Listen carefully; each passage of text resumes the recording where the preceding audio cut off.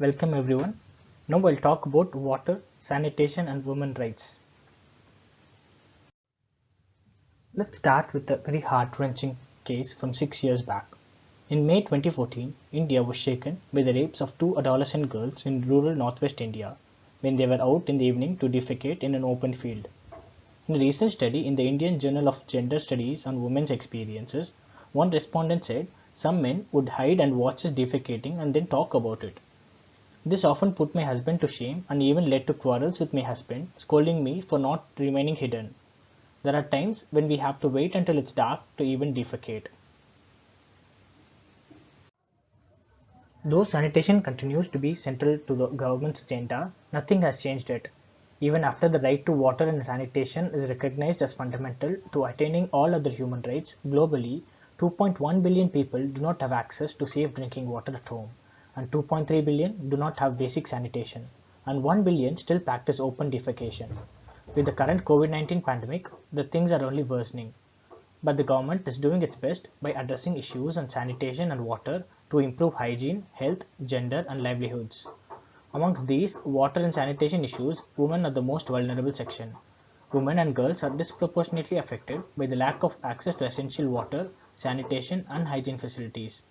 Because they are largely responsible for household water, sanitation, and hygiene management, they bear a disproportionate burden when these basic services are lacking and face health, security, and psychological vulnerabilities due to inadequate access and decision-making control. Therefore, access to water and sanitation, if delivered well, empowers women economically and socially. The interconnection between water, sanitation, and hygiene with women's rights. First, women's water fetching responsibility. Women and girls are responsible for fetching water in most households where a drinking water source is off premises. This practice has implications for women's health, workloads, and caloric expenditure, and the time available to them to pursue education is reduced. Water fetching responsibilities also add to the burden of unpaid domestic work, decreases time towards other income generating activities, and affect leisure and non essential activities. Sanitation, access, and gender based violence. There is enough evidence of sanitation related gender based violence highlighting a range of vulnerabilities women and girls face who are forced to defecate openly. This leads to fear of sexual violence that can restrict freedom of movement and affect equal opportunities. Women's water sanitation and hygiene needs. Women have an increased need for water for hydration, sanitation, and hygiene during menstruation, pregnancy, the postnatal period, and care for sick family members or young children. When these basic needs are not met, women and girls are unable to participate equally in the society. The associated challenges. Lack of women's participation in decision making.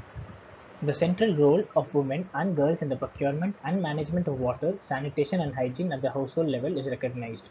Lack of data. Measurement of the burden placed on women and girls, the opportunities, cost of these burdens, and female empowerment related to water, sanitation, and hygiene decision making and autonomy are limited. Lack of adequate infrastructure. In many parts of India, especially in rural India, water, sanitation, and hygiene in healthcare facilities are far from adequate. So, what is the way forward? Gender neutral approach.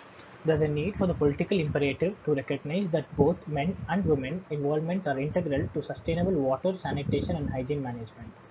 Next, the policy framework for women leadership. Women's leadership and decision making power in water and sanitation is critical. Therefore, enabling policy frameworks backed by resources, training, and political will are vital to developing and sustaining women's leadership in the water sector at the local, national, and global level. Sustainable focus on Swachh Bharat Mission. The rallying call of the Swachh Bharat Mission campaign of Satyagraha Se Swachh Graha has led to the significant change in sanitation habits in India. Role of society. As the women already spend 2.6 times more hours than men on unpaid activities, including caregiving and domestic work. Conclusion. As countries work to achieve sustainable development goals, access to clean water and sanitation can be a game changer for prosperity and transformation. Policies on water and sanitation need to keep women center stage and enable them to be agents of the change. This is the time for governments, businesses, NGOs, and academic institutions to look at how they are investing in women's leadership in the water, sanitation, and hygiene sector from local committees to the international stage. Thank you.